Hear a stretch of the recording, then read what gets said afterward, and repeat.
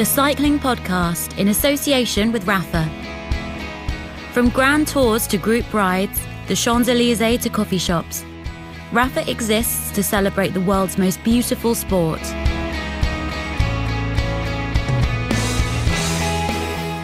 Hello, my name's Richard Moore. I'm with the Watford blogger Lionel Burney. Hello, Richard. And the Peacock of Coventry, Daniel I saw a Freed. peacock today and I thought of myself. Anyway. What an admission. Anyway. What an admission. Somebody on Twitter suggested that they actually translated it into German. Der Pfahl aus Berlin. Yeah, I quite like that. Anyway. We'll look it up and use that. Maybe a t-shirt in the future. How are you both decompressing after the Giro? Not too bad. What about you chaps? I mean, it's been tough all weekend, isn't it? Grueling. It has, isn't it? Lionel, how are you? I'm fine. Yeah, looking forward, not back, but obviously looking back a little bit in this episode, answering listeners' questions, yeah. This episode is our third press conference, we call it. It's a bit presumptuous, isn't it? We've been taking... Sorry, Rich. Any of these questions... No, any of the questions that we've received... How many seconds did Chris Froome gain on the descent off the Colle delle Finestre? Well, I mean, Chris Froome's performance on Friday and subsequent win in the Giro d'Italia, it changed the whole texture of the race and the coverage of the race, didn't it? And it's been interesting. It's been an interesting few days. So we're going to answer a few of your questions. A lot of you have been leaving questions on WhatsApp with using the voice memo there. We did a couple of these during the Giro. They went okay, so we're going to do it again. This is for this week's podcast. I feel I should be asking you for the tale of the Tapa, Lionel. Well, there's been no Tapa today, has there? So have you been out on your bike? Not today, no. Not today. So you can't even give us that? No. I did ride over the weekend, though. It was quite nice to get out and just enjoy the fresh air and the solitude. Okay, well, shall we just crack on with these questions? Well, we go to number one. Hello, Richard, Lionel, and Daniel. This is David, a friend of the podcast. I've just become a friend of the podcast this year, and I've really enjoyed this year's specials and the back catalog of previous year's specials.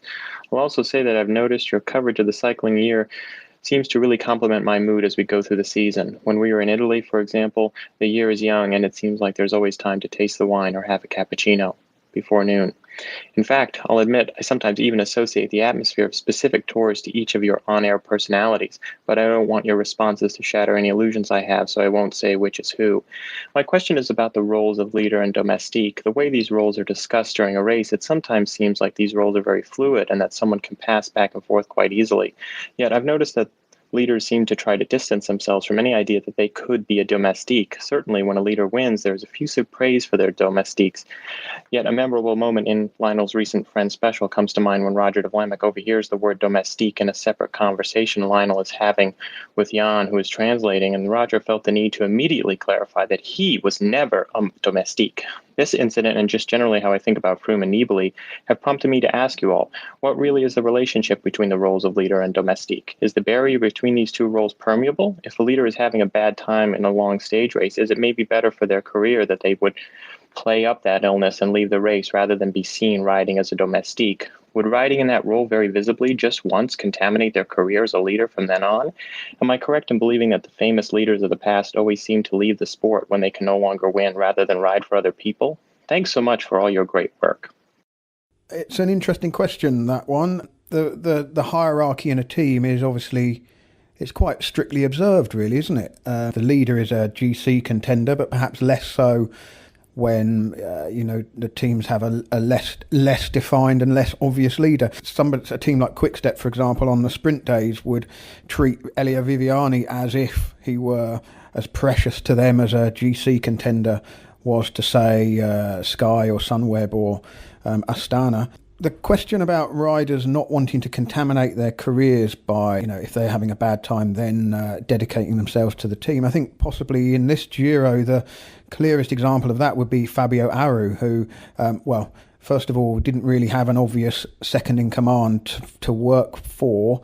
The whole team was based around him. But Aru didn't look like, there was any other... He wasn't going to do anything else for the team. He was, he was a leader, and when that didn't work out, basically, I think fairly keen to write off the whole Giro, and subsequently pulled out of the race. So it's I think the hierarchy is fairly set, isn't it? Except in perhaps a team like, well, I'm thinking somebody like BMC, where on certain days Alessandro De Marchi would sort of assume almost a sort of leadership role, in the sense that they would try to get him up the road, and once he's up the road, everybody else sort of more or less has a day off.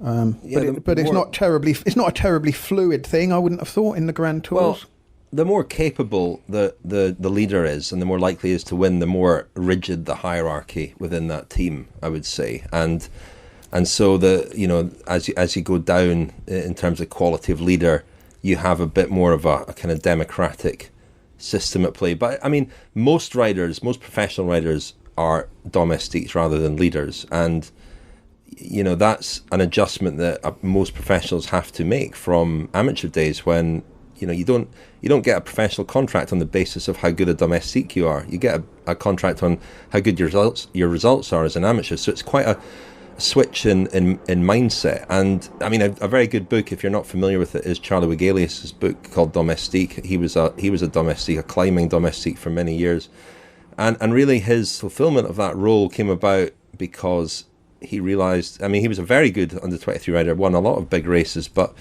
he realised when he turned pro that he wasn't going to be a winner, and so the only way for him to have a long career was to turn himself into a team worker, which he did, and which most riders do. The other obvious example from the Giro was somebody whose role changed quite dramatically in the final week, Mikel Nieve, who was part of the Mitchelton Scott team looking after Simon Yates, and then obviously once Simon Yates fell quite spectacularly out of contention, he then was given an opportunity to ride for himself, and did so to great effect on stage 20 and won the stage. That opportunity obviously would not have come along had Simon Yates still been in the pink jersey, of course. As for Yates, I mean, once he was out of the pink jersey and completely out of contention, it's not.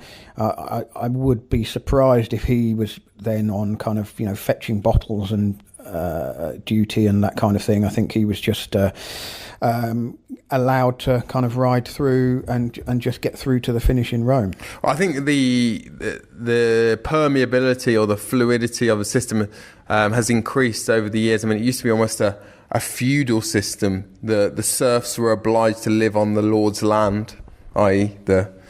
live on the land of their team leader and pay him homage and labour and a share of the produce. Well, that's certainly the point that Johan de Moink made about Roger de Vlamingh in the Friend special that David referred to there. Hi, Cycling Podcast. This is a long-time friend of the podcast, Alex. I live in North Carolina, expat from the United Kingdom. I have a few questions about your personal logistics when you do these 2 to 3 week jaunts. For example, can you tell us how many pairs of underwear you take for these long trips?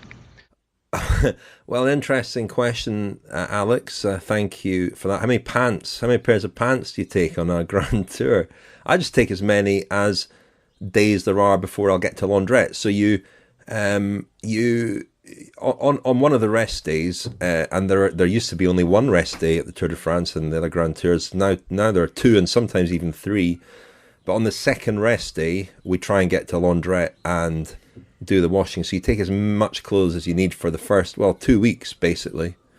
That's it. I mean, when you say logistics, I presume you mean more than just pants. But I appreciate that that's obviously a very important consideration. Well, the rule is anything up to that rest day +1, just in case there's not a laundrette in the rest day town. But then it becomes a case of emergency if you don't get to the laundrette on the rest day. During the Giro, we were very fortunate to stay somewhere where they offered to do our laundry for us for a very modest fee. That was really very welcome indeed. But in terms of other kinds of logistics, Well, he doesn't ask about any other kind of logistics. He's just interested in pants. Incredible. I mean, one of the challenges in the traveling with Daniel, no offense, Daniel, but Daniel runs a lot and washes his running gear and then has it laid out in the back of the car drying, which after a few days does affect the freshness, slightly. The freshness of the air. But as regards underwear, we're getting close to scatological territory, so I'm not going to answer that question. A community around the world. Stories and films with the most compelling characters. The world's finest apparel. Explore the world of cycling with Rapha. Thanks as ever to our main sponsor, Rapha. Just a word this week for the new Rapha Race Radio series. They have produced some short films from the Giro. They've been producing short films from most of the major races this year. And it's really, from the fans' perspective, it's the roadside experience. So the episodes from the Giro are from the Zoncolan, the Finestre, and in Rome, where the race finished, of course, on Sunday. They are short films, and you will find them on YouTube if you search Rapha Race Radio. Now, coming up in mid-June is the Cycling Revival Festival at Herne Hill, celebrating 200 years of the bicycle. We have been, you, the listeners, are offered free tickets for this. Tickets are from £39 each. It's over 3 days from the 14th to the 16th of June. And there are lots of events. It's hosted by a friend of the podcast, Ned Bolting. Graham O'Brien is one of the many stars who will be in action there. If you email Lucy at cyclingrevival.com, that's Lucy at cyclingrevival.com, and put the Cycling Podcast in the subject line of your email and ask for free tickets, you will get complimentary tickets. And as I say, they start at £39, so that's a great offer. And Lucy, thank you very much. Friend of the podcast, Lucy, I should add. Shall we move on to the next question? Good morning, Daniel, Richard and Lionel. This is Richard calling from Suffolk in the UK, very hilly part of the UK, as I'm sure you all know. Thanks for what you do with your podcast. Been really enjoying the Kilometre Zeros as a friend of the podcast, and also obviously your daily reports from the Giro d'Italia. Keep it up, really enjoy it. My question, a bit late I know, but perhaps you can cover this in one of your daily shows, is aimed really at Lionel, given his recent anointing of Simon Yates as the flying black pudding. I wonder if he's forgotten the fact that Simon has a brother, Adam, who also shows tour winning potential and therefore presumably is also worthy of a nickname of his own. The only other regional delicacy that I can think of, hailing from Lancashire, is hot pot, and I wondered if you'd got any designs on using that for Adam, because I'm sure Lionel wouldn't want to leave Adam out. Well, Richard, I can't see the flying Lancashire hot pot taking off for Adam Yates at the Tour de France, and we can't really do the same thing again. And we're not going to call Adam Yates. What do you mean we, Lionel? This was very much your hobby horse. This one, Boudin Noir Rapide, would it be? I don't know.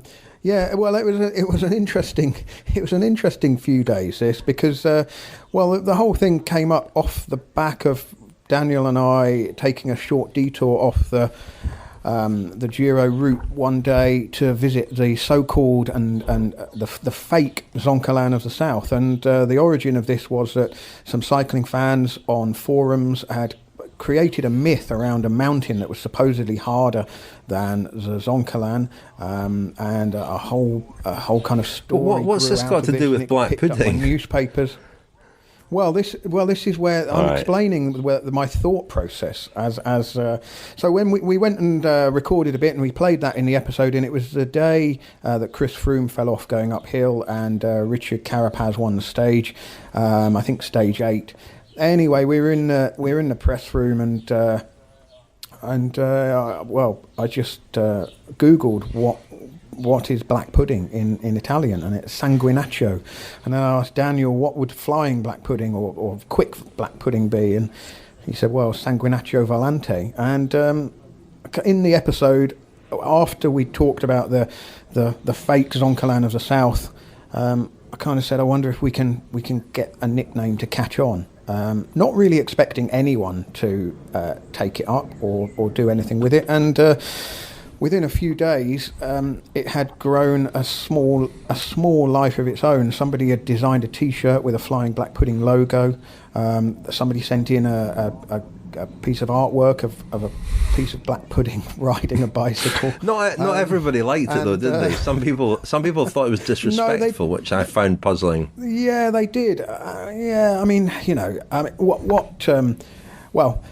one of the press conferences, I asked a question of Simon Yates. I think I was the first person to ask a question of his at the press conference that evening, and after he'd given an answer, he just sort of said as an aside, "I'm not too sure about that nickname, by the way," and laughed. And so he was obviously not bothered in the slightest by it. Maybe slightly bemused, perhaps, or what have you. But yeah, it was interesting seeing the reaction from some people, a very small number of people. But I mean, this is one of the things about cycling that I did make I made the point that riders in the past have had nicknames based on all kinds of things, and it certainly wasn't meant to be taking a mickey, that's for sure. But I don't think we'll be bestowing a similar nickname on Adam Yates at the Tour de France, that's for sure. Hello, it's Phil here from West Central Scotland. I'd just like to say thanks a lot for your coverage of the Giro. I've really enjoyed it this year. Cycling Podcast is an open, outward-looking, cosmopolitan thing in an increasingly insular media landscape, so it's rapidly becoming my favourite media. And my question is about Philippa York's latest column. I don't know if you've read it, where she takes quite a hard line on Chris Froome's performance, particularly in light of how poor he was going into the Giro, and seems to regard this whole concept of riders riding themselves into form over a grand tour as nonsense.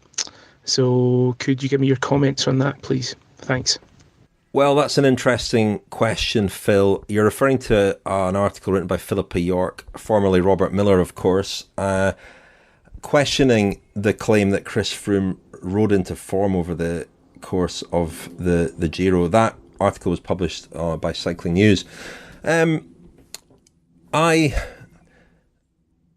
think that this is slightly misunderstood, this notion. Although I don't know, and I'd be very interested to speak to physiologists about this.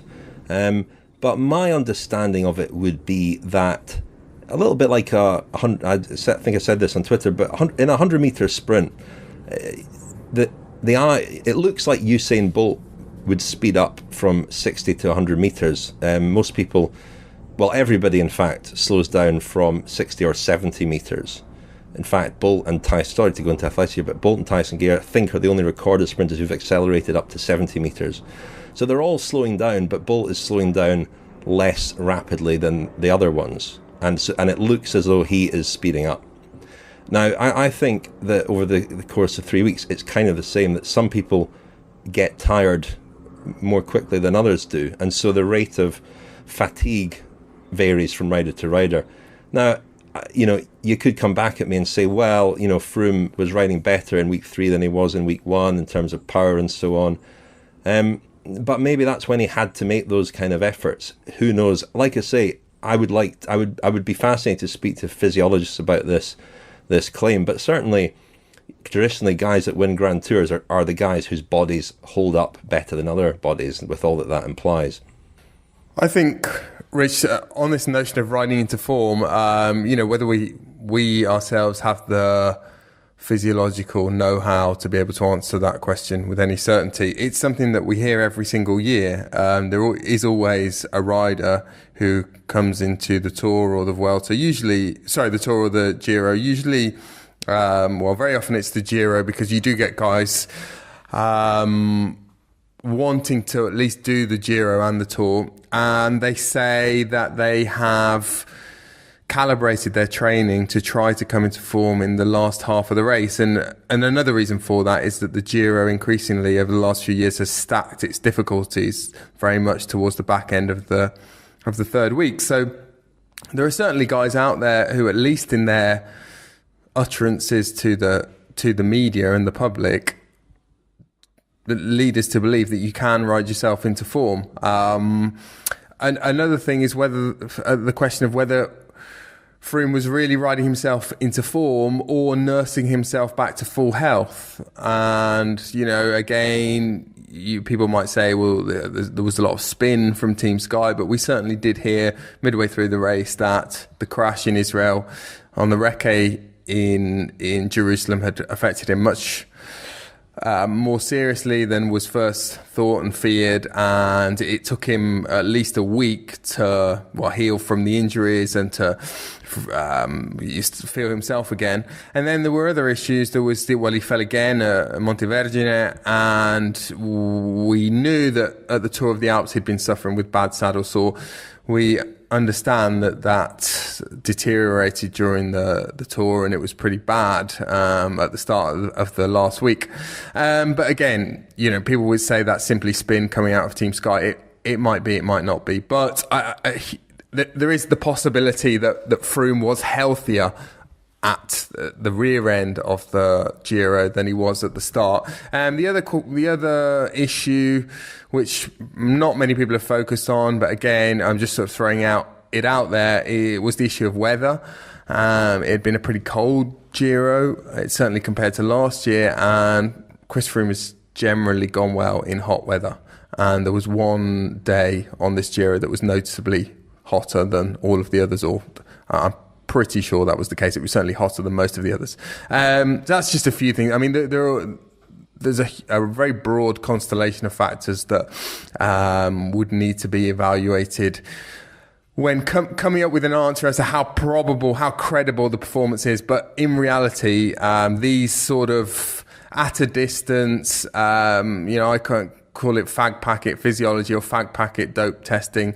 These kind of calculations are not going to get us any closer to the real answer of whether it was a clean performance or not.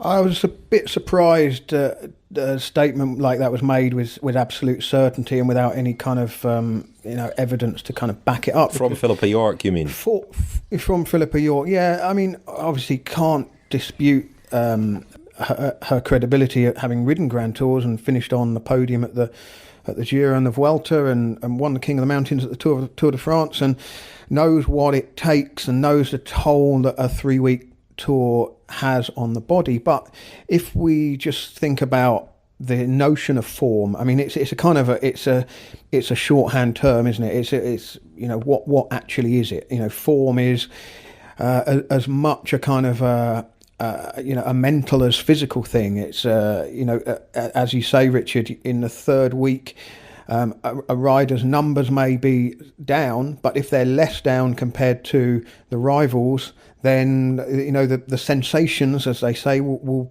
be good relative to the other riders. I mean, George Bennett made this point in the podcast. It doesn't matter how good you are if everyone else is going better. It's that's one of the unavoidable truths of bike racing. What I would say is that form, whatever it is, this sort of tricky to define thing. It is presumably a bell curve, whether it's a bell curve with a tall bell curve or quite a shallow one. Riders go on hard training camps, don't they, where they do a variety of work. They do a lot of volume. They do intensity. They do motor pacing. They may do altitude work. They are effectively preparing for the type of efforts that they're going to be making in Grand Tours. And when we talk about form, a rider who may overdo the training or overdo the racing prior to the Tour de France may be closer to the peak of that bell curve at the start of the race than the next man. And so I think it's impossible to say you can't dismiss the notion that a rider can ride into a better condition relative to all of the other competitors. I mean, I've spoken to a couple of former pros over the last day or so, and the idea of feeling good in the last week despite being very fatigued. I mean, I'm not talking about a rider of Chris Froome's level, but it's not unusual that riders feel relatively good in the last week, even though they're extremely tired. You always feel good when you drop people. I mean, everybody. Yeah, and I don't know. I think it was just an unusual comment from my point of view.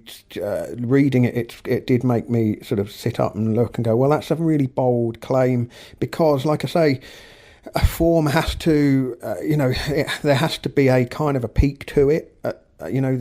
Otherwise, why would riders go on training camps? What are they seeking to do by training, by taking on a large amount of physical work in order to get ready for a race? And what point are they saying, well, I've done enough now, and I think I'll be good at the key points in the Giro or in the Tour de France? I mean, I think it was a dubious claim, and like you, I'd like to actually follow that up with a coach, sports scientist between now and the Tour, and see if we can get some answers.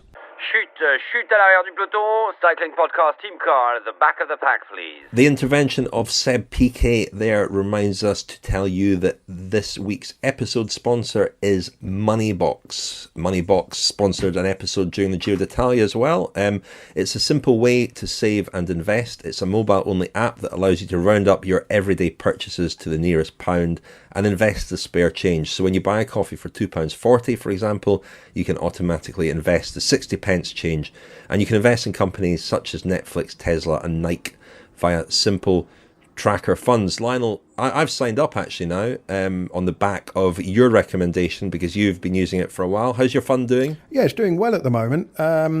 Since I got back from the Giro, I've been out and about. I've had a few coffees out. I've bought sundries in the supermarket and filled the car with petrol and stuff. And then, once you've made all these transactions on, once I'd made all those transactions on my debit card, a day or so later, I just check the app and choose which of those transactions I want to round up to the nearest pound, and it's a bit like, it's a digital penny jar really, and all of that money plus I actually add a set amount each week as well, so it's totting up, and then you can keep an eye on how it's doing and look at the interest rate and look at how much it's made, and I'm pretty happy at the moment. All right, no need to show off, Lionel, billionaire Bernie.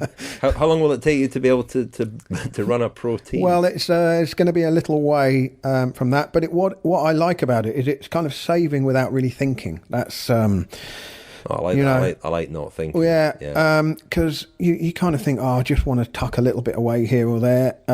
And it's just an easy way to do it because it's on your phone, and you're just literally choosing whether to swipe left or right, whether to round up those transactions and add that little bit extra to your fund. So yeah, it's working well at the moment. So join 100,000 people investing in their future with Moneybox. As with all investing, your capital is at risk and you may get back less than you invest. Visit the App Store or Play Store to download the Moneybox app today. That's the Moneybox app. Visit the App Store or Play Store to download it. Hi chaps, Adam Cotham from Warwickshire here, long-time friend of the podcast. We're all familiar with the concept of riding a la Zubeldia to secure 8th, 9th or 10th place in the GC, but where do you think the tipping point comes in the GC standings? So who do you think is the lowest placed rider that will be happy with their final GC position? Well, that's a fascinating question, Adam.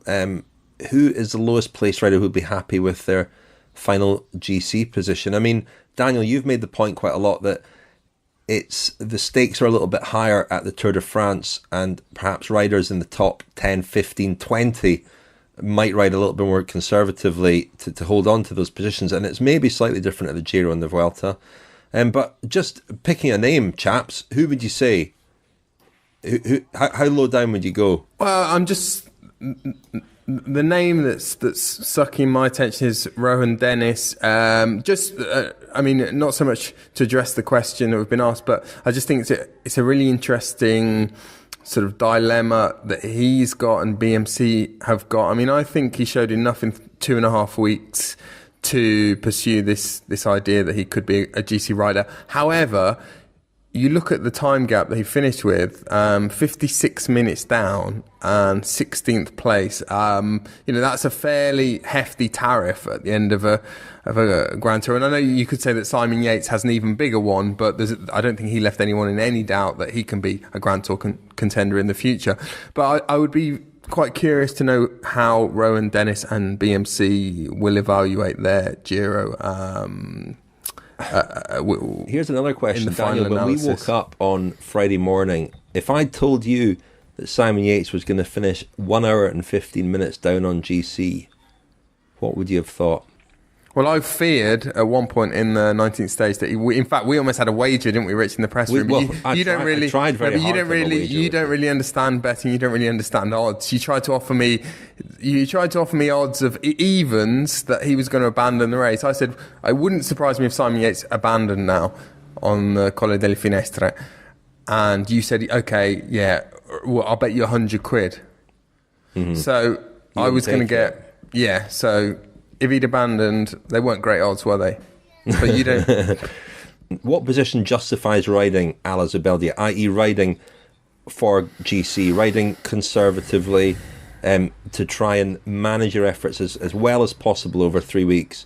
Is it top 10? Is it top 15? Does it depend what stage you're at as a rider? I mean, looking at the GC, there are guys like Sam Oman will be happy, very happy, I think, 9th overall. Even Wout Poels, he did a good job for Froome, finished 12th overall. The ones in the kind of grey area for me would be George Bennett, Davide Formolo. I mean, Formolo will look at, he had one bad day, didn't he? And if you take that bad day away, I think it was it the stage to Etna, where he lost about 5 or 6 minutes. If you take that away, then he's probably exactly where he would think he would be. But I think they're the guys who there's a question to be asked whether they will be happy, whether they should be happy, whether their teams are happy. But I think generally, I mean, as a fan, as a spectator, or as a I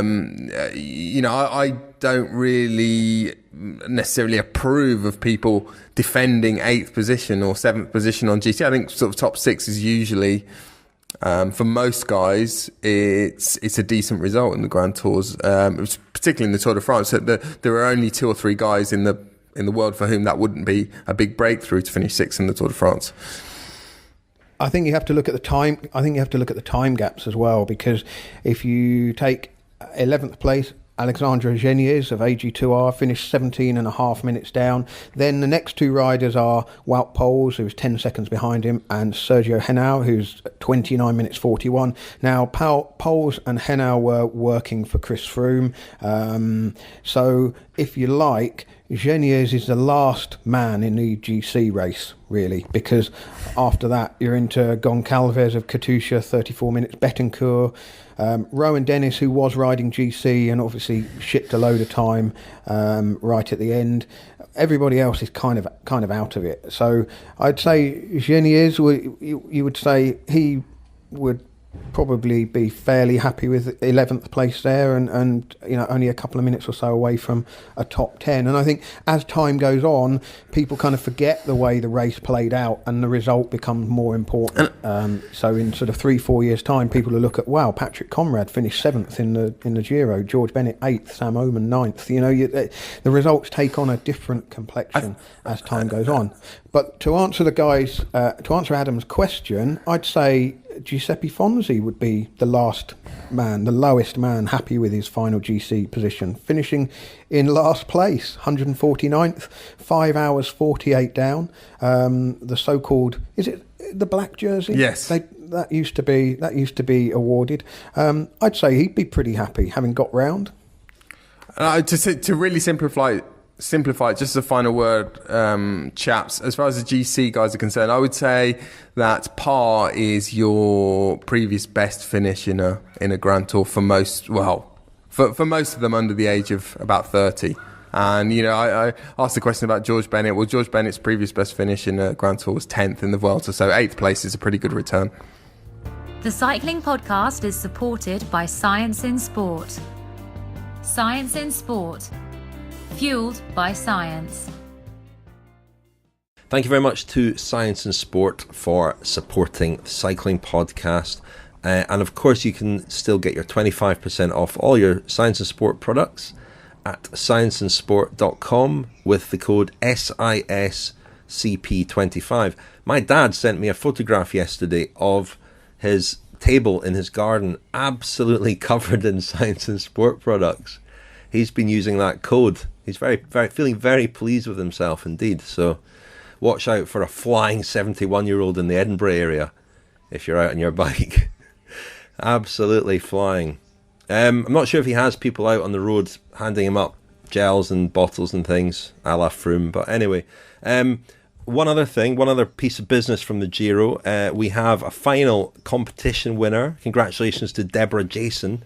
You've won some lovely Rapha kit and a full endurance bundle from Science and Sport. I think you've won the Pro Team Arenberg glasses from Rapha, and as I say, a full endurance bundle from Science and Sport. That's Deborah Jason. Congratulations to you. And if you email us, contact@thecyclingpodcast.com, we will arrange for you to get your prizes. Thank you, everybody who joined in the social media competitions over the Giro. It was really great, actually. We got lots of nice feedback and other feedback on social media, and we're very grateful to all of you who have offered feedback. Social media, also on iTunes reviews. There was an iTunes review today that really tickled me.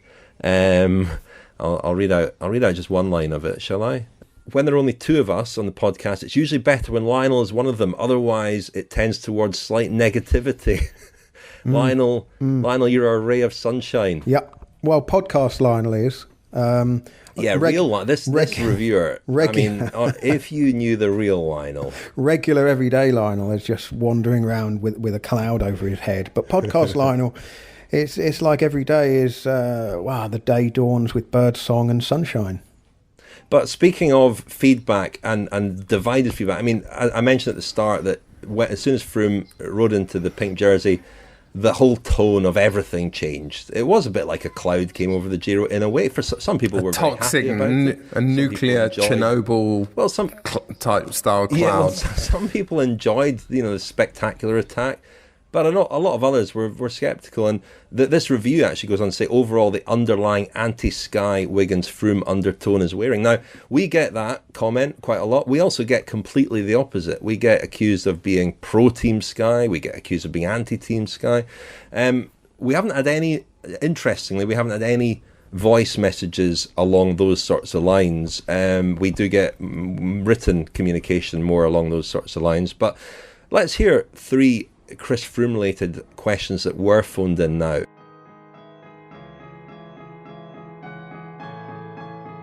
Hi Richard, Lionel and Daniel.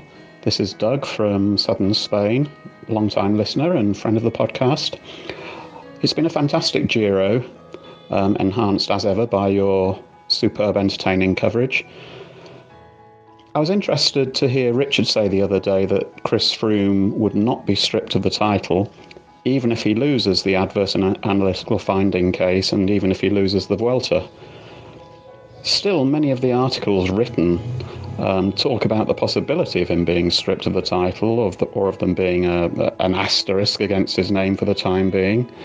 And also when Mara Venyi said that he'd been assured by Lapauchian that the result wouldn't be changed after the race, the UCI soon came out with a denial of that. So I'm just wondered why Richard is so sure that the result will stand.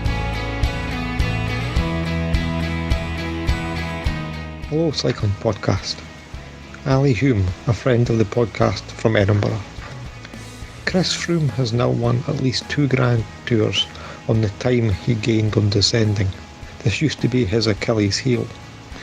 How much is Froome's dominance just a sign of a great rider being very dedicated to work on his weaknesses?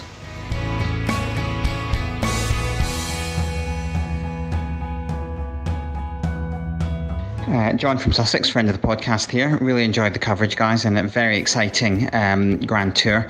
Also enjoyed a certain amount of subtlety that you brought to the coverage of Froome. It was really nice to get something that wasn't, just polarised positions on either side of it.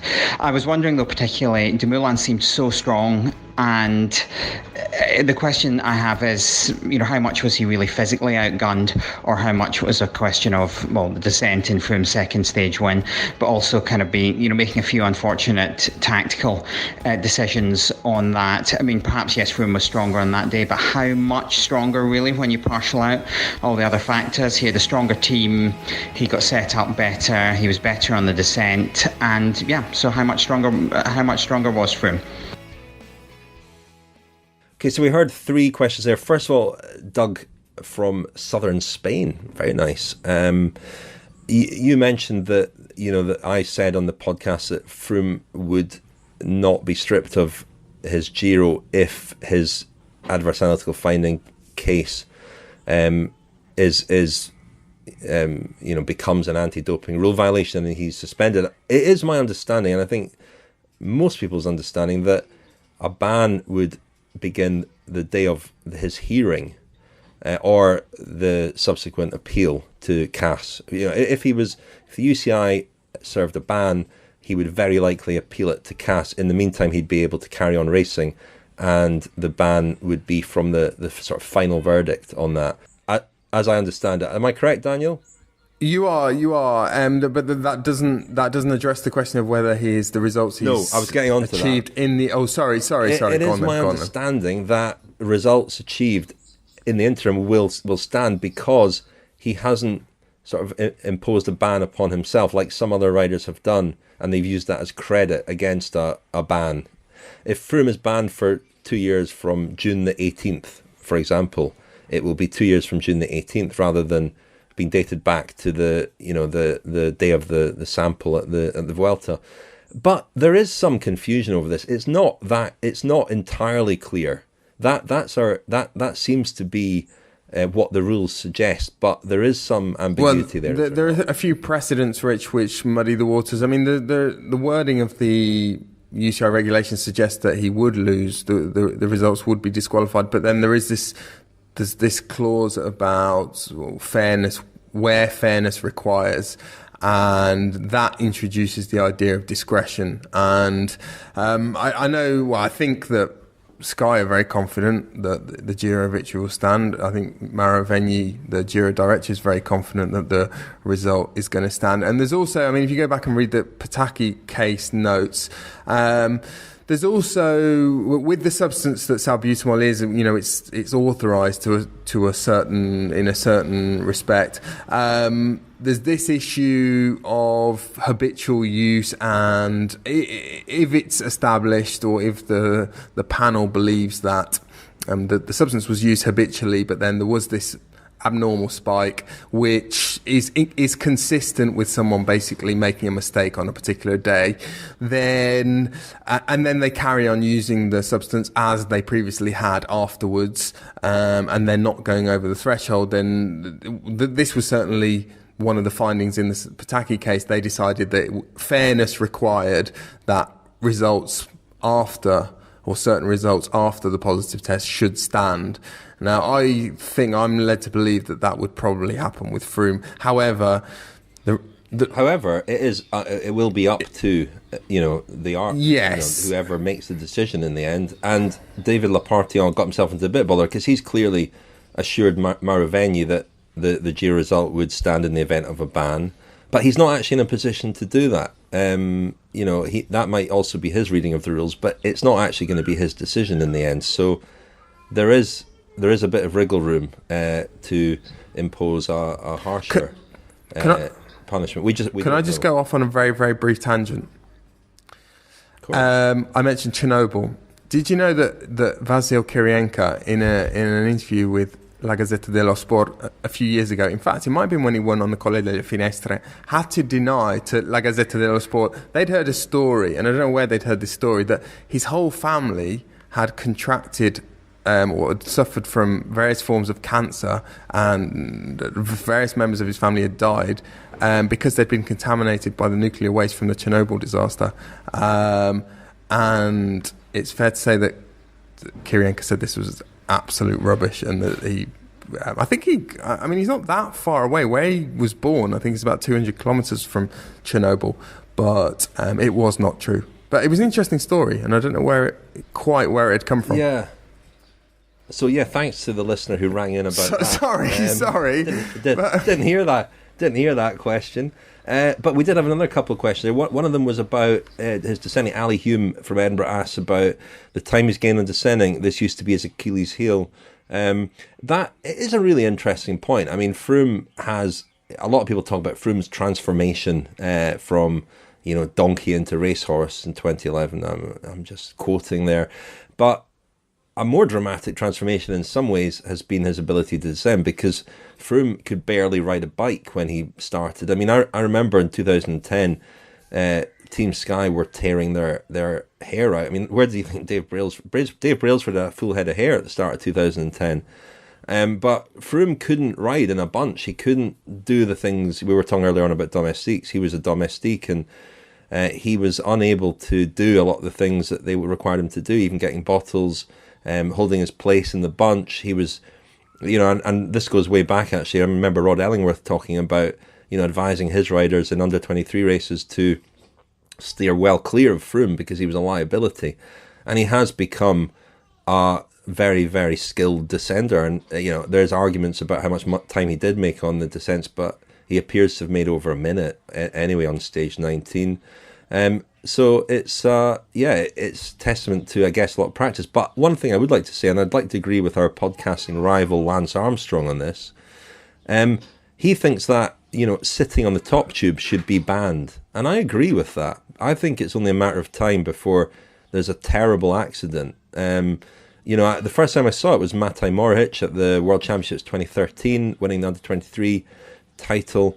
Now everybody does it. Froome did it a few years ago. That was another nickname that you coined, a frog on a skateboard, a frog on a matchbox or something. Frog on a skateboard, that was it, wasn't it, Lionel? Yeah. But I think it's dangerous, and I think the bike is not properly balanced, the weight's too far forward. If you hit something, a pothole or something, it's only going to take a rider not quite as skilled at controlling his bike to have a really terrible crash, and it could be banned, and I think it should be banned. It's only a modern day equivalent of the old style, which we used to see riders hanging over the back of the saddle instead. With their hands, sometimes with their hands behind their back, like a downhill skier. Both hands behind their bum, yeah. I mean, riders have always taken risks on descents to try and get into the most aerodynamic position they can, and fortunately, crashes are fairly rare. But I agree with you on that as well. I think it would. I mean, it's heart in mouth moments, and I suppose more to the point, it's the fact that people may copycat it on the open road and put themselves at really crazy risks, and I mean, if they're not as skilled, you don't want people copying it and coming to grief, do you? But just to address John from Sussex, wondering how much Dumoulin was physically outgunned and how much he was undone on the descent, and how much of his defeat owed to a few unfortunate tactical decisions. Well, obviously, on a day like Friday, we had 80 kilometres to watch and try to evaluate in real time what was going on. And I think when you come to analyse it, the difference between Froome and the riders behind, the main difference was that Froome was absolutely committed to that move from the moment that he made it, and will have had in mind what he was going to do, and will have known all day that was what he was going to do. And of course he has the advantage of knowing that that's what he's going to do, whereas obviously Dumoulin is reacting to events. There'll be a moment of doubt, I'm sure. Well, is he really going from here? There's a lag in the information that the riders are getting as well. So when we talk about tactical mistakes, they're dealing with information coming at them that may not be accurate, that may be incomplete, and it's coming at them in kind of a bit of a lag. We have a time gap on the screen which we take as gospel, but we don't know whether how absolutely accurate that time gap is.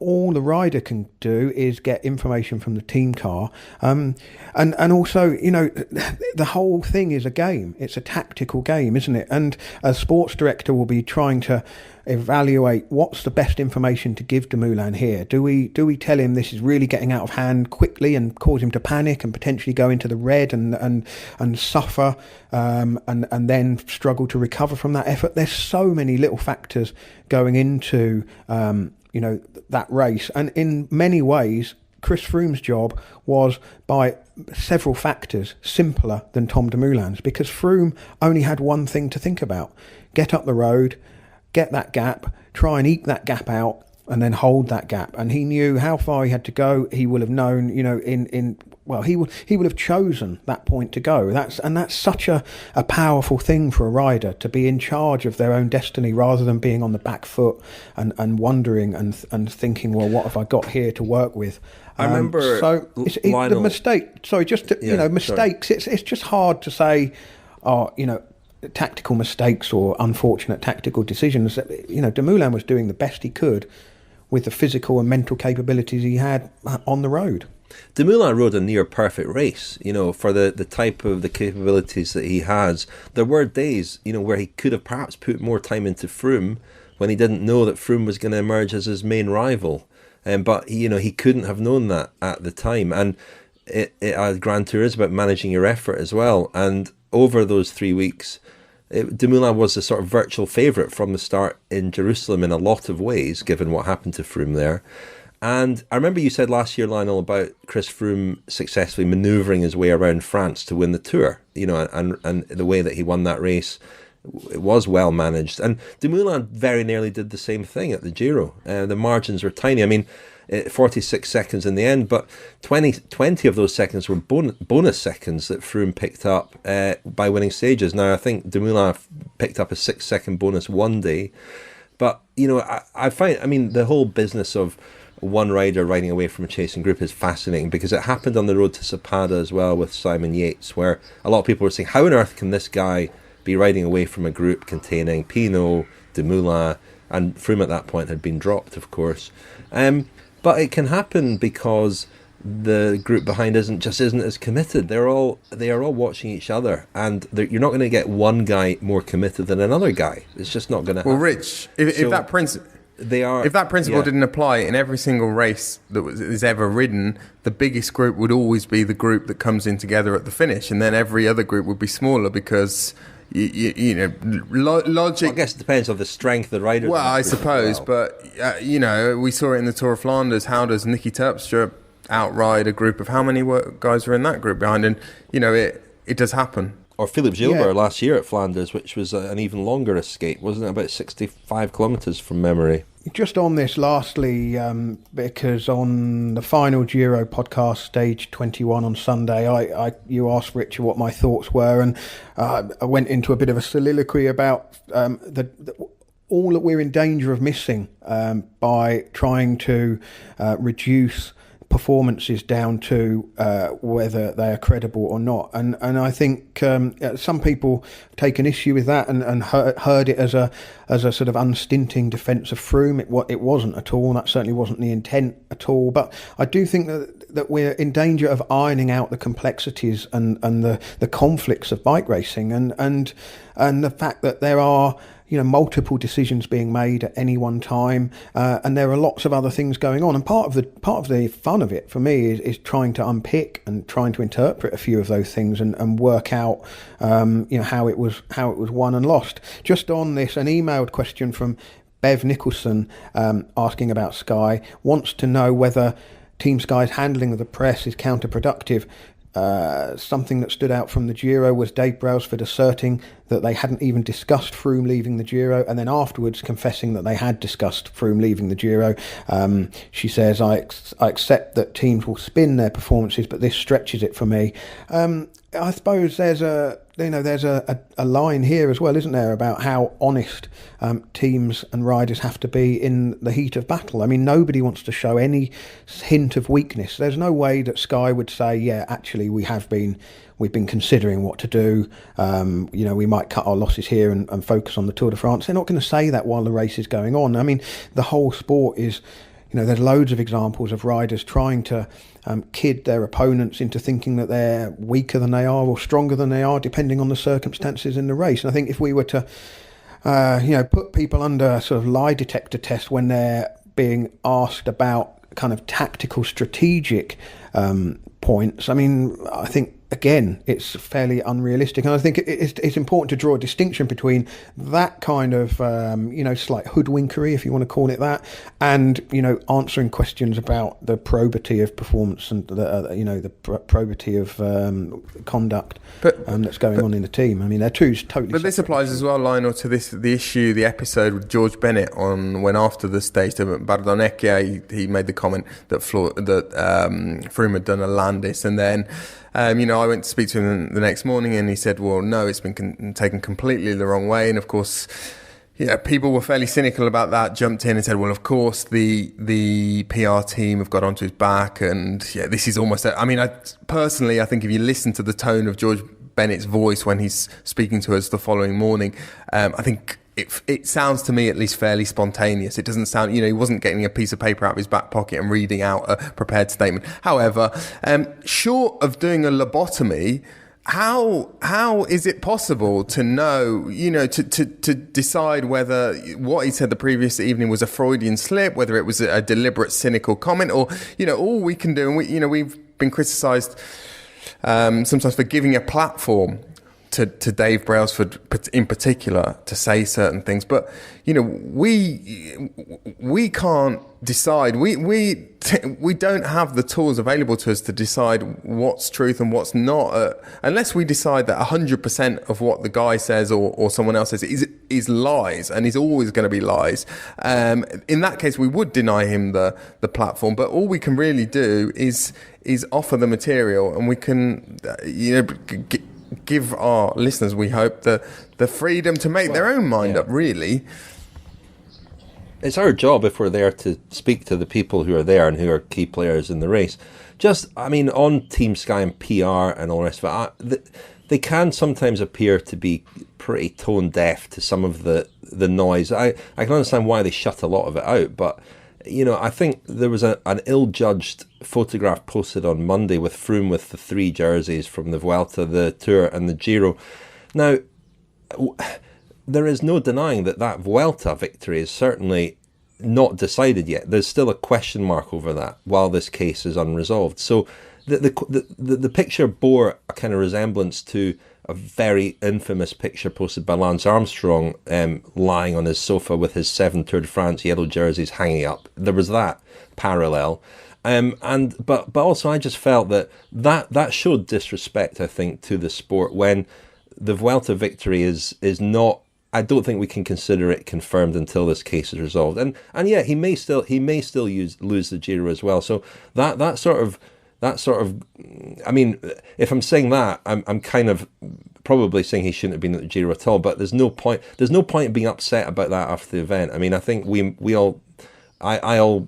spoken about our misgivings about the way that his riding the Giro was negotiated and announced with this unresolved, and the fact that he rode the race. There's no point in going over that again. But I felt that was a misstep. Hello, this is Ned here from Lewisham.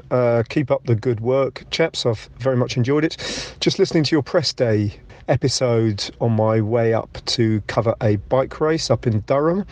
I was struck by what you had to say about wildcard entry to the Grand Tours. And just as a little footnote, because it just struck me as interesting, it might be worth noting that the Tour of Britain over the last couple of years has instituted a kind of points-based qualification system for the UK-based continental teams to avoid any kind of allegations of political manoeuvrings behind the scenes, and to make it fairer and more transparent. And I think it's kind of agreed that works in the Tour of Britain's case, and is probably a better system, albeit because it's based on the general classification. This is quite interesting. Harry Tanfield's stage win in the Tour de Yorkshire recently didn't count towards his team's qualification at all, because it's all based on the general classification positions of their riders, as far as I understand it, across the piece in those races. So whether or not that's workable on the Grand Tours, I very much doubt, but it seems to work for the Tour of Britain. There you go. Don't know if that was interesting. I shall enjoy listening to the rest of your week's work. Hello, this is Moin Islam calling from London, a long-time friend of the podcast. My question is around the invitations of Pro Conti teams and wildcards to Grand Tours. I was very impressed, and I think we all were, by the efforts made by some of the Italian teams in their home tour. And has there been any thought given to a more structured way of inviting teams from the Pro Conti levels to the Grand Tours? In as much that I remember Daniel's mentioned in the past that the winner of an Italian competition wins a right to a Grand Tour invitation. But has the Vuelta or the Tour de France ever thought of a similar system? And if not, why not? Very nice to hear from Ned and Lewisham and Moyin there. Moyin Islam, very good friend of the podcast is Moyin. We've got to know him a bit over the last couple of years because he comes to lots of our events and things. But yeah, questions from both of them about wildcards, and we have spoken a bit about this.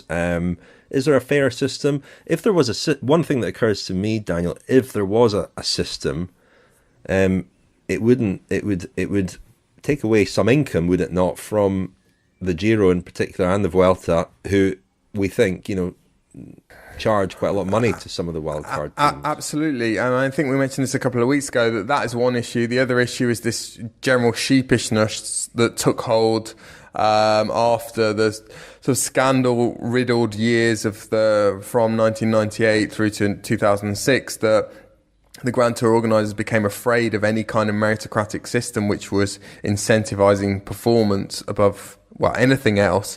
So they shied away from stipulating performance-related criteria, which they did used to do. They used to say quite explicitly, if such and such a team performs well in Paris-Nice or whatever, then they've got a great chance of doing the tour. Or I think that the time has maybe come to relax a little bit about... Is that Rob Hatch in your barking in the background? Yeah. I think the time has maybe come to relax a little bit about that and just to accept that, it is the races themselves are that. They're races, they're competitions, and there has to be some incentivization of performance. One alternative, I've thought a lot about this, and an alternative, maybe quite a telegenic, made for TV solution with a bit of razzmatazz would be to have a panel of judges that are sort of cycling celebrities,